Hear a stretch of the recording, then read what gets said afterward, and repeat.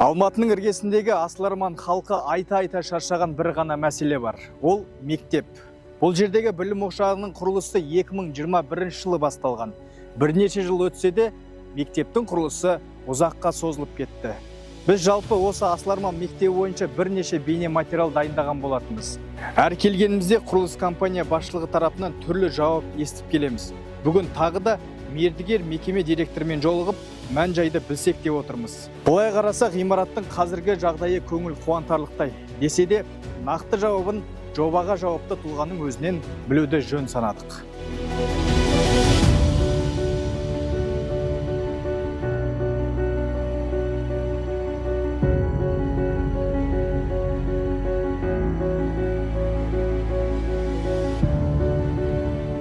Ержан мырза, енді уақыт бөліп сұхбат беруге келгеніңізге көп рахмет. Енді бізде бізді алаңдататын бір ғана сұрақ, енді өткенде бір қайғылы жағдай болды, естідіңіз ғой.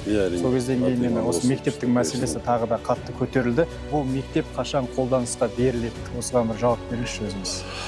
Енді өзіңіз көріп отырсыз, сол оқиғадан кейін енді бәріміз уже кішкене тырысып, күш жинап, әкімшілік жағынан да областной әкім өзі қадағалап бәрін осы келіп көріп бәрін не қандай көмек керек деп сұрап, сол сұрақтармен келіп енді бастауыш бастадық.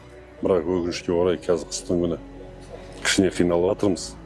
Бірақ болатын жұмыстарды бәрін тоқтатпай соларды істетіп жатырмыз. Енді Алла тағала нәсіп етсе, майға қарай енді үлгеретін шығармыз деп ойлаймын. Демек, осы 2025 жылдың мамыр айында қолданысқа беру жоспарда бар. Дұрыс қой? Дұрыс түсіндім бе? Дұрыс, өте дұрыс. Жалпы осы уақыттың құрылыстың тоқтауына бір негізгі себептерін айтып өтіңізші, қысқаша тоқталып өтсеңіз соған. Ең алғашқы өзіңіз білесіз, пандемия кезінде сол үлкен себеп болды. Пандемия кезінде жұмыс істемей қалдық. Сол жылда қатты тұрып қалдық. 2-3 жыл. Сол пандемиядан кейін енді бағада қатты өсті, соғыс басталғаннан кейін Ресей мен Украинаның арасында бағалар өзгерді. Сонымен тағы да 1,5 жылдай ұсталып қалды қолымызда.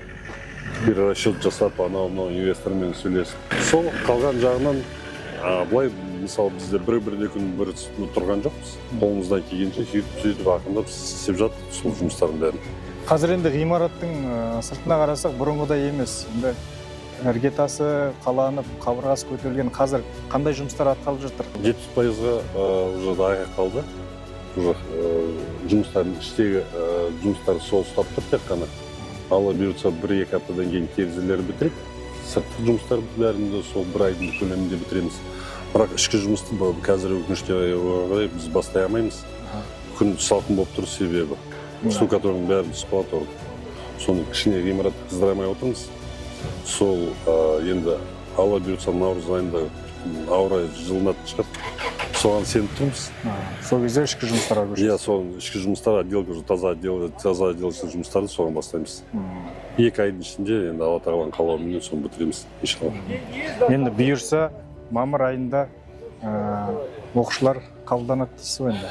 Әрине, тырысамыз. Май айынан бастап уже хотя бы летний пионерский лагерь дегенде сондай мақсатымыз бар енді, үмітіміз.